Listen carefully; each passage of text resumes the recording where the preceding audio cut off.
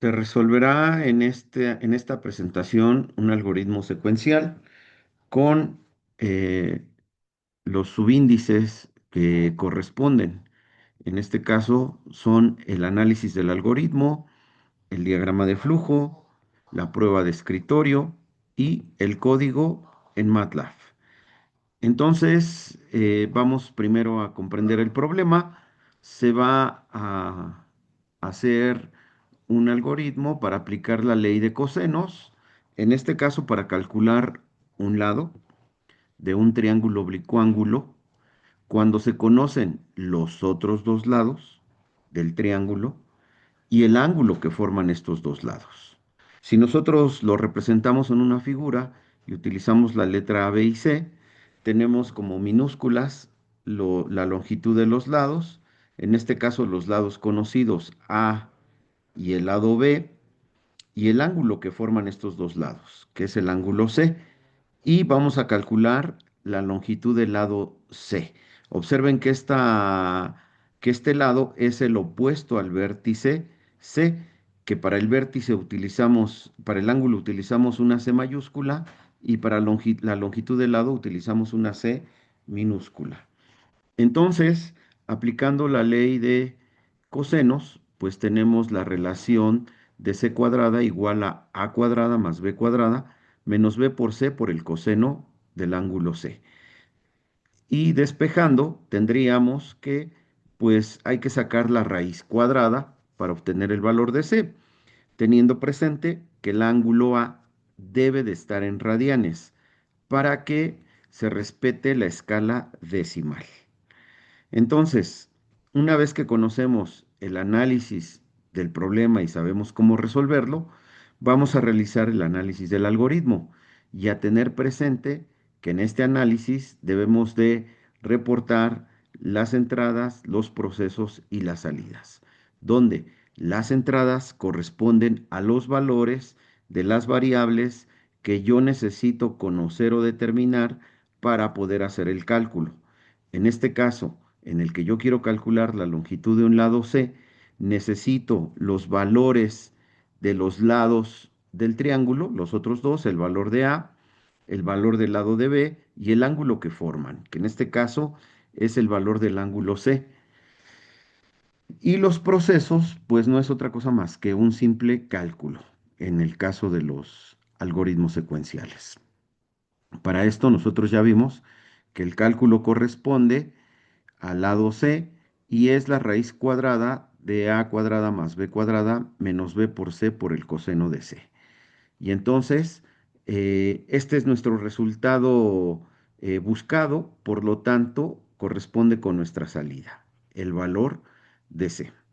Y de esta manera tenemos el análisis del algoritmo que nos indica qué es lo que se va a poner en el diagrama de flujo.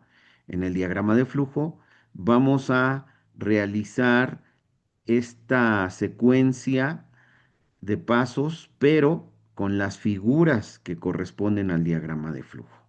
Entonces, primero que nada, identificamos nuestros valores de entrada por el teclado o valores que se van a leer, que son los valores de A, B y C mayúscula. Esto en el diagrama de flujo, pues corresponde a un paralelogramo que me indica que A es un valor que se va a introducir por el teclado. Es decir, A es un valor que se lee, no se conoce, se lee. Y una vez que se ejecute el programa, el usuario va a dar el valor que corresponde a B y al ángulo C. Como ya tengo los elementos necesarios para aplicar la fórmula, entonces ahora voy a pasar a la parte de los procesos, que no es otra cosa más que el cálculo de C y especificar la fórmula que corresponde, la cual ya habíamos mostrado con anterioridad.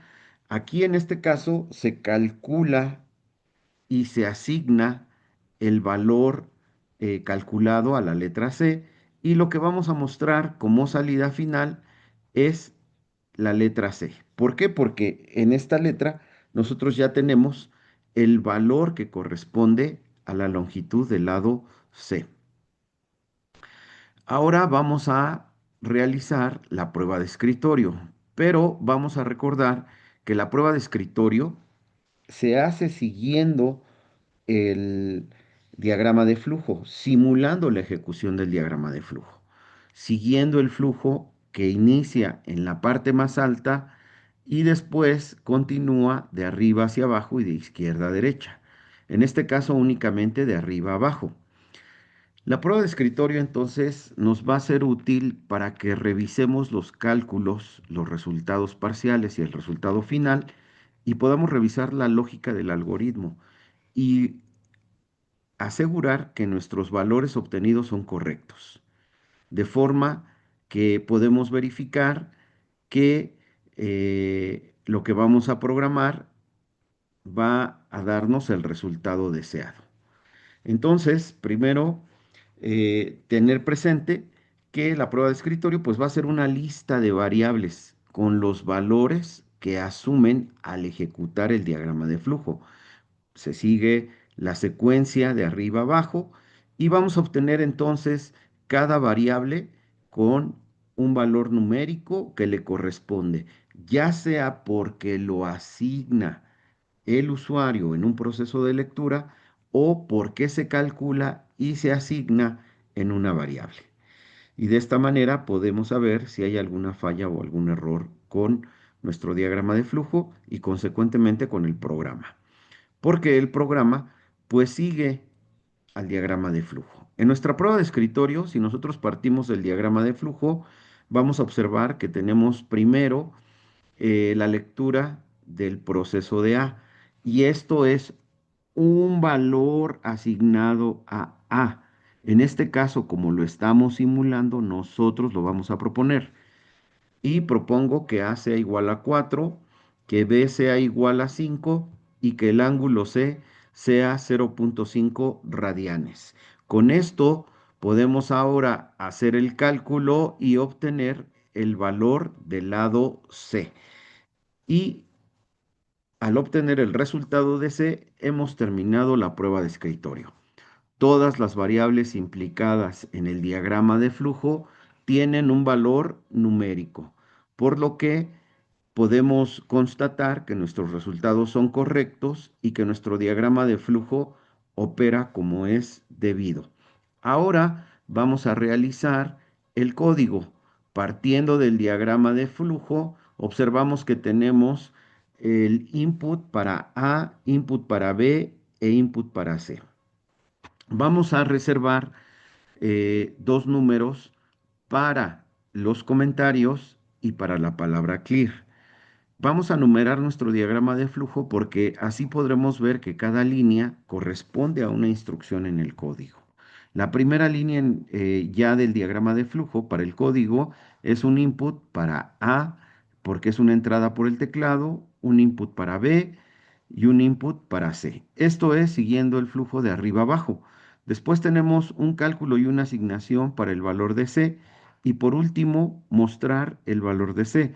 Observen que aquí tenemos dos números porque estamos utilizando el comando de display que es disp y en el número 7 vamos a hacer un disp con texto y en el número 8 un disp con el valor de la variable C. Entonces, en la línea 1 es un comentario, por eso lleva el signo de porcentaje y esta es una línea que MATLAB va a ignorar. En la línea 2 sí ejecuta MATLAB el despeje de memoria para asegurar que únicamente se tomen en cuenta los valores que se vayan a asignar en el programa. Nuestra primera línea del diagrama de flujo sería la línea con el número 3 y corresponde a la figura de la lectura de A.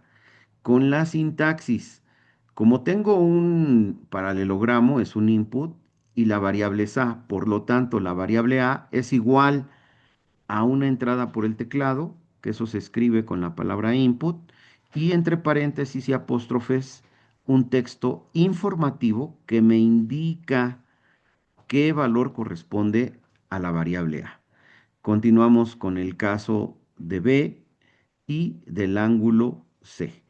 Ahora aplicamos el cálculo, pero es importante observar que en el cálculo hay que respetar la jerarquía de operaciones y que, por ejemplo, en el diagrama de flujo nosotros tenemos AB y eso significa A por B, por lo que en el código debemos de especificarlo, porque si solo escribimos AB para MATLAB, eso sería una nueva variable. Entonces, lo correcto es A por B por coseno de C. Y observen que en el diagrama de flujo únicamente tenemos A, B, coseno de C. Entonces ahora mostremos el valor de C, pero vamos a poner primero un texto informativo que nos lo indica, por lo que utilizamos la palabra disp y un texto entre apóstrofes. Y finalmente el valor de la variable C, que en este caso no lleva apóstrofes. Y de esta manera hemos concluido un ejemplo que sirva para que se pueda comprender, estudiar y conocer mejor los algoritmos secuenciales con las partes que se van a desarrollar.